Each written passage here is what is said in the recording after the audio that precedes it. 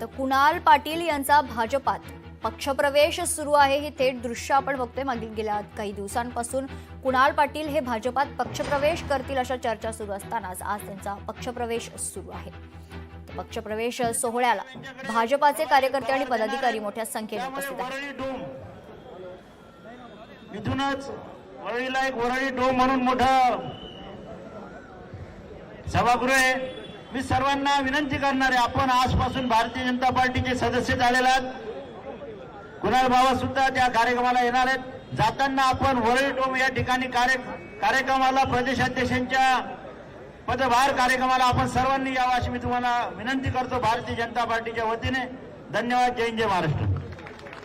तो कार्यक्रम वरळीचा 4 वाजता सुरू होणार आहे, लगभग 5 वाजतील। त्या कारणावरून सर्वांना विनंती आहे की आपण धुळ्याला परत जाताना आपला रूट तोच आहे, त्यामुळे वरळी डोम म्हणून एक मोठं सभागृह आहे। त्या ठिकाणी आपण जर गुगलवर वरळी डोम टाकलं तर आपल्याला सहज सापडेल, त्यामुळे पत्ता विचारायची गरज राहत नाही। मुंबईत आपल्या गुगल असतील त्याच्यावर जर आपण टाकलं वरळी डोम तर आपण बरोबर त्या ठिकाणी जाऊन पोहोचाल आणि सर्वांनी यावं अशी मी भारतीय जनता पार्टीच्या वतीने विनंती करतो।